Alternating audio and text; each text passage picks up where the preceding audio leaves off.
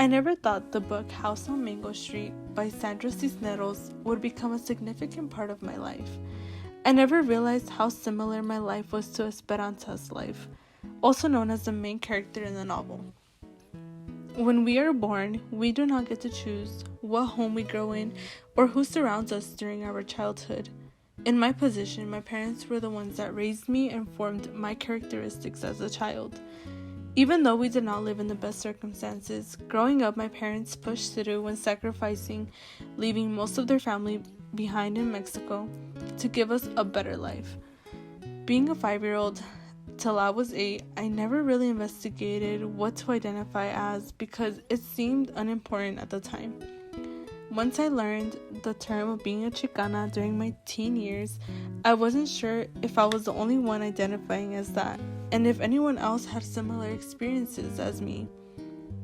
A Chicana is a woman that is born in the United States but has roots in Mexico, which in my case is where my parents were born.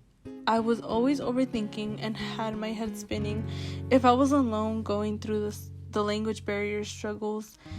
I was like a piece of my parents that had to always be present to get things done most of the time. I finally got to open my eyes and see the reality behind our fear when I got to my teen years. I was a freshman in high school when I was exposed to the new reading in my honors English class, when my teacher, Mr. Godwin, assigned the book to read as a whole class. I was really intrigued in the type of poetry style the book was in.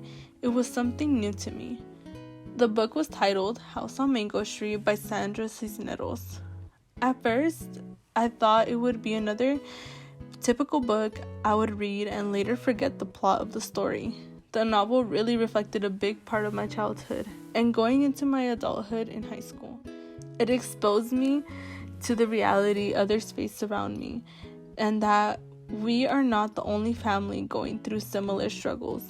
For example, a line that really stayed with me was on page 42 when it quotes, "Those who don't know any better come into our neighborhood, scared. They think we are dangerous." I was not alone in feeling I had to speak up for my parents and had to grow up with sacrifices. I felt I had someone else to look up into my experiences, and I could connect with them even if the experience was miles away. Miles away, they felt my conflicts and went through the same prejudice battles that society started.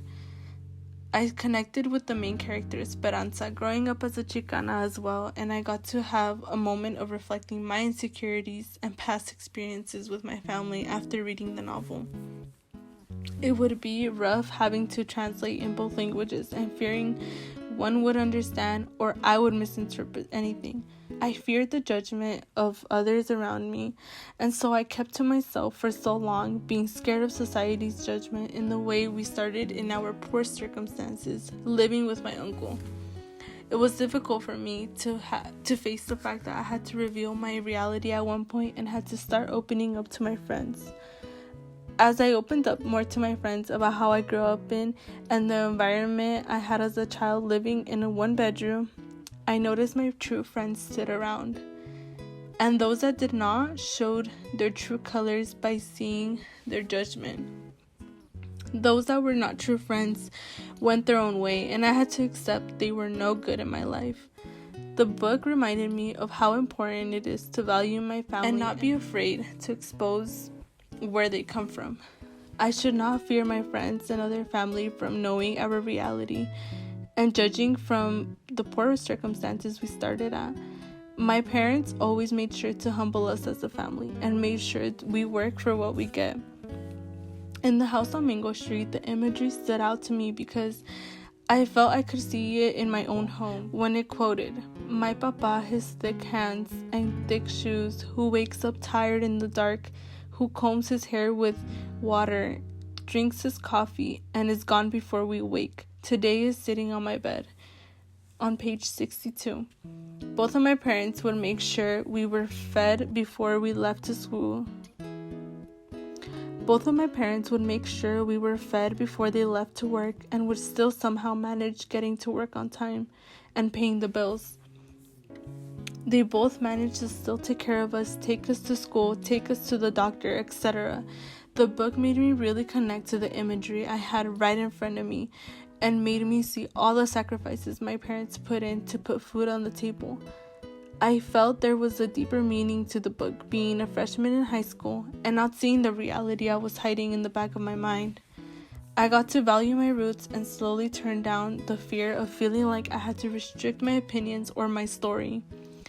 I felt a sense of relief being able to freely speak about my story to my friends, my family, and others around me.